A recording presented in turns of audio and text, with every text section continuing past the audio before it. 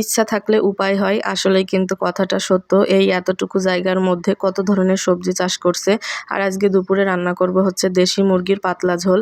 Hello everyone, আসসালামু আলাইকুম, কেমন আছেন সবাই? তো দুপুরের রান্নাবান্না থেকে ভিডিওটা শুরু করলাম। তো রোস্ট রান্না করার জন্য আমি মুরগি পিস পিস করে কেটে রাখছিলাম, তো এটা আজকে বের করে নিলাম। রোস্টটা কিন্তু আমরা কেউ পছন্দ করি না সেরকমভাবে আর কি।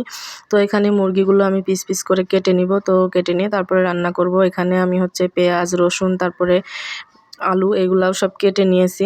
তো এগুলো এখন বেটে নিব। আর আলু হচ্ছে আপনাদের ভাইয়া খুবই পছন্দ করে, তো তার জন্য একটু বেশি করে মাংসের মধ্যে আলু দিব।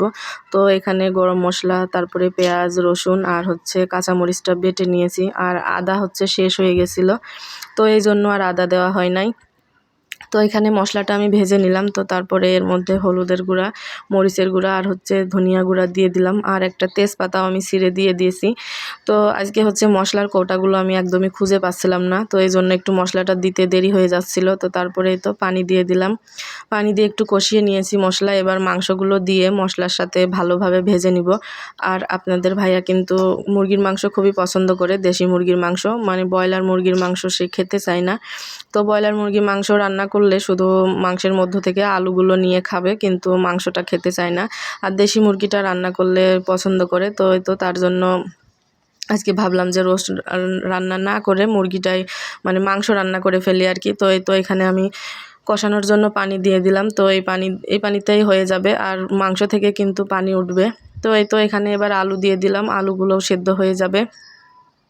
তো এইভাবে গরমের মধ্যে কিন্তু দেশি মুরগির পাতলা ঝোল খেতে ভালোই লাগে। আর বিশেষ করে দেশি মুরগি একটু ঝোল ঝোল করে রান্না করলে ঝোলটা বেশি মজা লাগে খেতে। তো এখানে আমার মাংসটা কষানো হয়ে গেছে। তো এবার আমি হচ্ছে ঝোলের পানিটা দিয়ে দিব। আর ঝোলের পানিটা দিয়ে তারপর আমি আবার একটু ঢেকে দিব।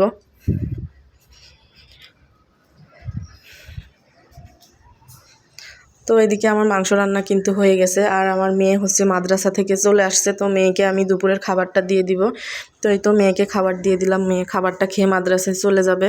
তো তারপরে গতকালের একটু তরকারি ছিল, সেটা গরম করে নিলাম। তো এই ছিল আজকে দুপুরের খাবার, দেশি মুরগির মাংসের পাতলা ঝোল আর ওই তো গতকালের একটু তরকারি। তো তারপরে বিকালবেলায় নিচে চলে আসছি। তো এখন কিন্তু আসর আজানের পরে আর কি, বিকাল প্রায় 5টা বাজে। তো বাইরে এখনও প্রচুর পরিমাণের রোদ। তো আমি পানি নিতে আসছি, আর হচ্ছে ময়লা ফেলতে হবে। তো ময়লা ফেলতে আসছি এখানে একটা ভাবিরা যারা নিচতলায় থাকে আর কি, এখানে মানে ছোটোখাটো করে চাষবাস করছে আর কি। মিষ্টি কুমড়া, কাঁচামরিচ, পুঁই শাক, তারপরে ড্রাগন ফল গাছ, অনেক কিছু আছে এখানে, বেগুন। তো সেগুলো একটু দেখতেছিলাম।